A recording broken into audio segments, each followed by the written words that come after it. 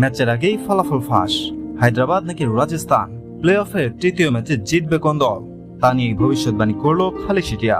বন্ধুরা, বিস্তারিত জানার আগে ভিডিওর লাইক বাটনে একটি ক্লিক করুন এবং আমাদের চ্যানেলটি এখনো সাবস্ক্রাইব করে না থাকলে এখনই সাবস্ক্রাইব করে নিন। আইপিএল 2024-এর 17তম আসরের প্লে অফের তৃতীয় ম্যাচে আগামীকাল রাত 8টায় মুখোমুখি হবে হায়দ্রাবাদ এবং রাজস্থান।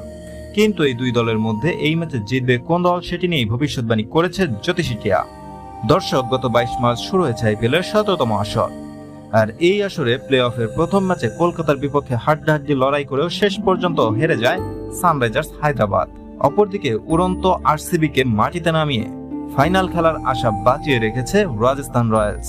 আর এই দুই দলের মধ্যেই আগামীকাল প্লে অফের তৃতীয় ম্যাচ অনুষ্ঠিত হবে। যেই দল জিতবে সেই খেলবে কলকাতার বিপক্ষে ফাইনাল ম্যাচ। আর এই দুই দলের মধ্যে প্লে অফের তৃতীয় ম্যাচে জিতবে কোন দল, তা নিয়ে ভক্ত সমর্থকদের মনে উত্তেজনার শেষ নেই। আর এবার এই দুই দলের মধ্যে কে জিতবে কালকের ম্যাচে, তা নিয়ে ভবিষ্যৎবাণী করে ফেলেছে জ্যোতি সিটিয়া। জ্যোতি সিটিয়ার সামনে হায়দ্রাবাদ এবং রাজস্থানের পতাকা রাখা হয়, আর জ্যোতি সিটিয়া সেখান থেকে হায়দ্রাবাদের পতাকা তোলে এবং এটাও জানিয়ে দেয় আইপিএল এর প্লে অফের তৃতীয় ম্যাচে জয় পাবে সানরাইজার্স হায়দ্রাবাদ। হ্যাঁ দর্শক, আপনাদেরকে বলছি, কি মনে হয় আপনাদের, রাজস্থান নাকি হায়দ্রাবাদ? কে জিতবে প্লে অফের তৃতীয় ম্যাচ? কে খেলবে কলকাতার বিপক্ষে ফাইনাল? আপনাদের মূল্যবান মতামত জানিয়ে দিন ভিডিওর কমেন্ট বক্সে। আর ভিডিওটি দেখার জন্য আপনাকে অসংখ্য ধন্যবাদ।